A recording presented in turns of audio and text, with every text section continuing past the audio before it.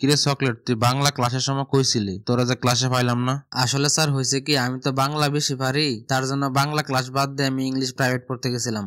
ও তাই নাকি? তা তুই বাংলা কতটুকু পারস দেখি তো, কয়েকটা প্রশ্নের উত্তর দে। আপনি প্রশ্ন করতে থাকেন, আমি উত্তর দিতেছি। আচ্ছা তুই বলতো দিয়ে বাংলা কারে কয়? স্যার, যে বইয়ের ভিতরে বাংলা ছাড়া কোনো শব্দ বা বাক্য নাই তারে বাংলা বলে। বাহ, তুই তো খুবই চমৎকার উত্তর দিলি রে। আজকে তোর কাছ থেকে নতুন বাংলা শিখলাম আমি। আসলে স্যার এটা চমৎকার হবে না, এটা হবে চমৎকার। দেখ চকলেট, এমনি মাথা মতো গরম, তুই আর বাংলা শিখাইস না আমারে। ঠিক আছে স্যার, আপনি যদি না করতেছেন আর কথা বলবো না। আপনি তো আবার জানেন আমি শিক্ষকদের কত সম্মান করি। তা সবাই জানে, এখন তুই বলতো দিয়ে ভাষা কারে কয়? স্যার, ভাষা হইল অনেকগুলা বর্ণের বা বাক্যের সমষ্টি। অসাধারণ, এই না হইলে আমার ছাত্র। আচ্ছা তাহলে বলতো দিয়ে ভাষা কত প্রকার? স্যার, ভাষা তো অনেক প্রকারই হয়, এটা কোনো নির্দিষ্ট করে বলা যায় না। আচ্ছা ঠিক আছে, কিছু ভাষার ব্যাখ্যা করতো। বাংলা ভাষা, জাপানি ভাষা, হিন্দি ভাষা, চাইনা ভাষা, মালাই ভাষা, আরবি ভাষা, তামিল ভাষা, উর্দু ভাষা, ফার্সি ভাষা। স্যার আরো কি বলবো?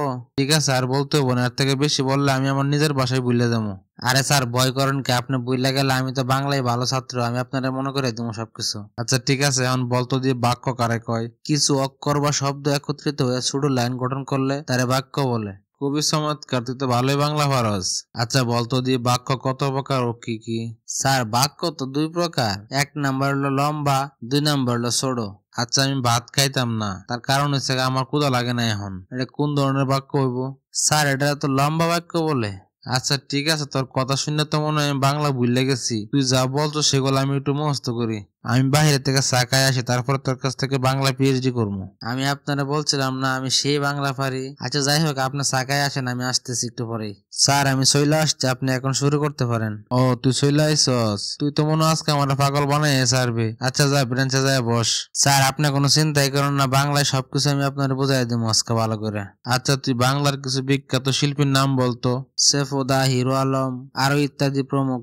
আচ্ছা তুই বলতো দিয়ে বাঙালি কাদেরকে বলা হয়? যে ছেলেরা তার বাবার ফোন বিক্রি করে বিড়ি খায় আর নিজের ফোন বিক্রি করে গার্লফ্রেন্ডের লিপস্টিক কিনে দেয়, তাদেরকে বাঙালি বলে। উদাহরণস্বরূপ যেমন আমি। তুই এটা কি বললে রে? তুই বিড়ি খাস, তারপরে আবার তোর গার্লফ্রেন্ডও আছে? কে স্যার, আপনি কি এটা জানেন না? আমি তো জানি না। তুই কোন বাপের মেয়ের সর্বনাশ করতেছস? তুই আমারে বল, আমি কারো কাছে বলবো না। স্যার, এটা পার্সোনাল ব্যাপার, এটা যাওয়ার সময় বলবো না, এখন আপনি প্রশ্ন করেন। আচ্ছা কিছু বাঙালির নাম বলতো। Bill Gates, Lionel Messi, Neymar, আরো ইত্যাদি। তোর কি মাথা পাগল নাকি? এরা বাঙালি? স্যার দিয়ে কিছু জানে না, এগুলা জানেন না আমার কাছ থেকে, ভবিষ্যতে আপনার কাজে লাগবো। আচ্ছা বলতো দিয়ে বাংলাদেশ আর ভারতের মধ্যে পার্থক্য কি? ভারত লিখতে লাগে ব আর বাংলাদেশ লিখতে লাগে বি, এইটুকুই পার্থক্য। আমার তো জানা ছিল না, আজকে জানলাম। কালকের পর থেকে পাগলা কারোতে বয়ে বয়ে এগুলো মুখস্থ করবো। ঠিক আছে স্যার, আমি সবাই শিখাইতে ভালোবাসি, কারণ আমি তো বাংলা অনেক পারি। আচ্ছা তোর একজন আইডলের নাম বলতো। স্যার আপনি। আমি মানে তোর কথা তো কিছু বুঝলাম না।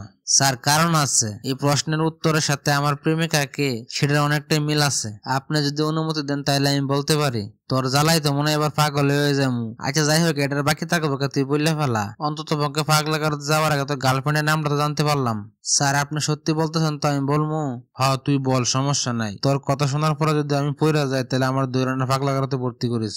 আপনার মেয়ে জোরেনারে আমি অনেক বেশি ভালোবাসি, তার আমি বিয়ে করতে চাই। তুই এটা কি কইলে?